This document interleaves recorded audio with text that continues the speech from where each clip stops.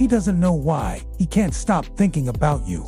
He can't stop seeing your face, feeling the pull of your energy. The ghost of your touch still lingers on his skin. You walked away from him months ago, maybe even years, but he's still stuck in the undertow of your absence. Some women don't raise their voice, and yet the silence clings to him like perfume. He cannot wash away. She walks past, not in haste, not in hunger, but in a gravity so self-contained that his mind begins to circle her like a moon trapped by an unseen planet. Carl Jung would say, "Is not the woman herself who haunts him. It is the unclaimed parts of himself, awakened in her shadow." She is not loud in the way the world rewards. Her beauty does not scream, it whispers.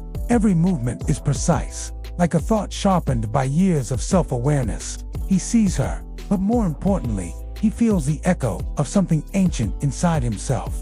A stirring of the animatha feminine archetype. Jung spoke of calling him toward a part of his soul he has long ignored. It is not lust alone that binds him.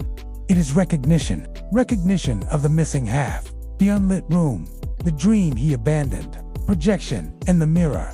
In Jungian terms, he does not see her clearly. He sees the reflection of his own longing cast upon her skin. The things he has repressed, the tenderness he disowned, the softness he equated with weakness, are now embodied before him. To lose her would feel like losing himself. Yet to hold her would mean facing the truth. She is not his salvation. She is his mirror. And mirrors do not save, they reveal. This is why some men obsess. Not because of who you are, but because of what they see of themselves when they look at you. You as the flame, you must understand. The brighter you burn from within, the more you awaken his shadows. If you walk in your own light without needing his gaze, it forces him into the most dangerous territory of all his own inner world. It is here, in the quiet space between his desire and his fear, that obsession begins. He wants to possess what he cannot fully touch, because what he seeks is not your body, but the part of his soul he abandoned long ago. The magnetic power of detachment.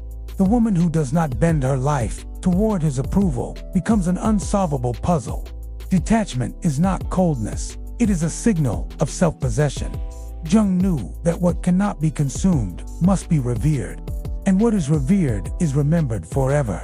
When you refuse to collapse into the mold he offers, you force him to confront the limits of his control. To a man who has spent his life shaping reality to his will, your unshakable presence is both intoxicating and infuriating.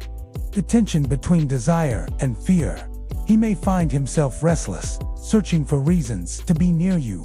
He will rationalize it, call it attraction, chemistry, fate, but underneath, his psyche is unraveling old threads woven in childhood, in heartbreak, in the silent corridors of his own trauma. What he wants from you is not companionship alone.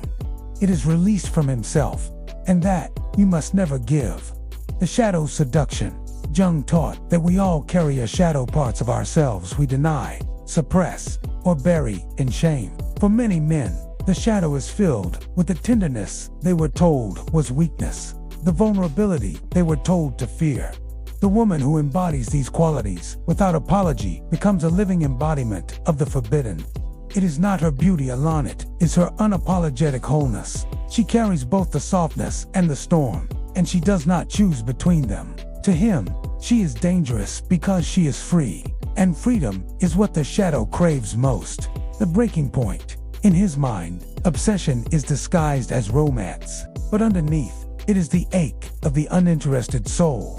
The more she stands in herself, the more unbearable it becomes, because every glance, every unspoken word, reminds him that he must either evolve or let her go.